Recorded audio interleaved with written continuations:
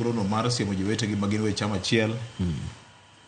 Aparo ni wach woche cha Jeyo Selose investigation dhi mbele. Okwang'eyo ni to ang'o mane omiyo ng'ano ba wuoche. Wuon wuoche pod okwang'eyo nikech ing'ene ko wuoche achiel odi to wadwa ng'e ni ng'at mane odong gi konchiel. Nikech kodira achiel onego bed ni ng'ato dong korwako. Aparo ni onyalo bedo maybe weche moko timore mang'eny Victor ji kale gik mang'eny. Samoro ng'ato bende en ng'at ma samoro wiye en gi kit ng'ol moro mar obwongo madimi odir gini. Inyalo paro gimoro notimore ne jakom kandalo moko en Kwale koch. Nen Kilifi koso Kwale. Mane bwana moro ni Mtengo. Nying moro madwa chalo kamano. Odonjo mana kuome mane ochwado jakom.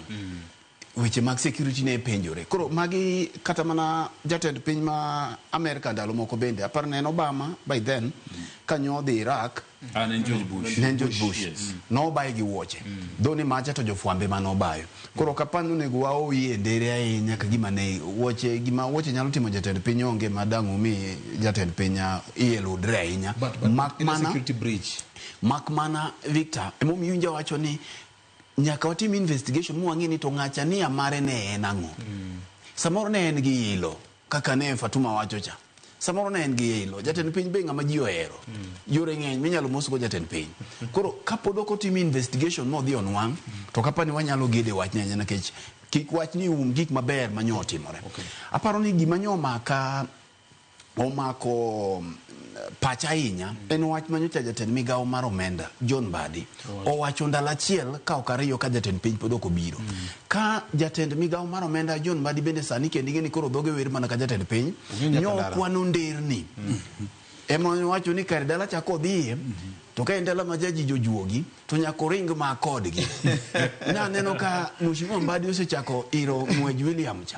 Kecho kwano ndara Mayaka keto ne budget makama Mayaka keto ne kama en gima ber ko keto kako wacho cha. Moro nyo kwano ma wuok e dala ma. Kalandin ka Elija. Ka en adier ni Mbadi oketo menda ka e budget.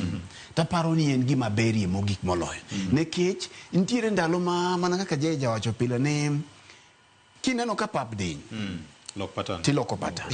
Wan wawegi mane wabet ka ma wacho ni koro to wasumo jakom. Paro. Ni oloko ni ndie piny matin.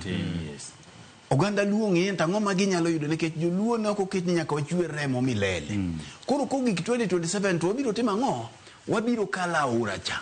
Ing'eni Ken biro nyisi ni awach ma bende pige kuonga kale puotho ko kadhi gore korgi piny mwalo.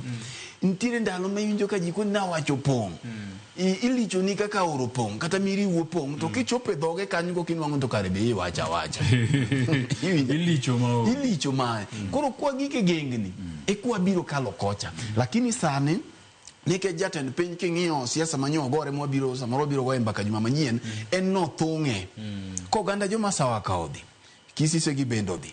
Gik mowacho nwa gi nyako timgi ka 2027 pod ok otimo nade mondo wabwanu ang'ien tang'o motimore. Aja wacho pile ni ndara ma William Ruto loso kod oyiere kod ok obi muko dogo.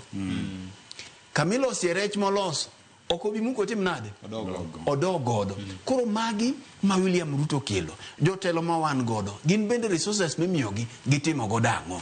Koro miyo kiduogo e siasa kaka nyo youth leader wuoyo to adira ni youth leader wuoyo ni wanie serikal kata imbi neno. Imbi neno ka wanie serikal. Unga one. Dong no wacho ni wan. No wacho ni wan. Koro king'iyo to wacho no ganda luo ni serikal nikech king'iyo kata mana wuode ma jago konche ko ng'weny ne gimoro. En advisor mar president. King'iyo kaka gik moko dhi ang'o madang' mone wacho ni jogi ni serikal. Gima duong' ni ka gini nyalo konyo ganda kuom thuolo ma wan godo ni. Nikech Victor siasa bende dwaro pesa. Joma sawa gi influence siasa mapacho ka nikech gimeyo gin gi Simon ka giwinjore to gichoko to giriwo to gitimo ang'o maendeleo mae mamiyo to gik manyocha ok binwa be koro nyalo biro. Jeyo wacho wach moro kacha ni inapa ni mi wacho ni usipni moro koni sane ginana obila manyo ikawo mag prisons. Yes. Gigi sama wawueni jopiny penjore ni to kibi kawo bila mamoko bende gi to ko opog gigi kama makuri nyalo kawo dhano mathoth nyaka kuonde ma samoro ng'ato nja kaka Karwa samoro ng'ato ne nyalo wuok idhi Kosele. Koro ko gik ni koro nyalo kawo jira mulaka. Kata mana ka dogo kama ji ringo e pap magota tenga ka gere ingecha. Nyalo betie maber. To mogik bende e wachno en ni kik beda ni kawo gito bende ketie gine yo ma raia kata dhana nyalo timo ginade. Nikech sani Victor biro koni ni mondo weche mafungore mondo ng'ato dhi obila ata ken biro nyisi sani nyaka ipedh siling 700,000. 700,000 ni en hongo. Nyisa gweng kacha ng'at manyalo dhi uso kata mana lo kata dhiang' mi uso makelo 700,000. Koro bedo no biro machiegni ji kawe en gimoro achiel. To bende miyo thuolo equal opportunity. Mokna achude ema koro loko. Ibiro wacho ni okawo jo prisons. To ji adi ma samoro nyathi mano okalo school maber, height bende en go mowinjore, wiye bende ler, equal opportunities. Bende mi jowa nikech nitiere bende jok malego gigi malo magisiko mana ni wane sirikal to ko gik tiyudo mana ka samoro en na dala achiel dala ni ema DCI county commissioner kae ema gitie county ji abich kata par ni e county nitie mier moko mano ng'e ni kanyo to bila ng'eny kanyo to bila ng'eny gine magisiko mi miere moko to dong mana kaka gin ko gik to ng'ato golo 700,000 ogolo 300,000 miyo masa moro nyathine ne chiliel moro waketi opportunities mondo gigi bed ni ka ji nie sirikal to ji duto bedie imbende kise ka wadu gi chi wadu gi nyathi wadi keto we ne jomoko bende thuolo mondo ji te obedie sirikal jomoko kik bede sirikal molo jomoko erokamano Ken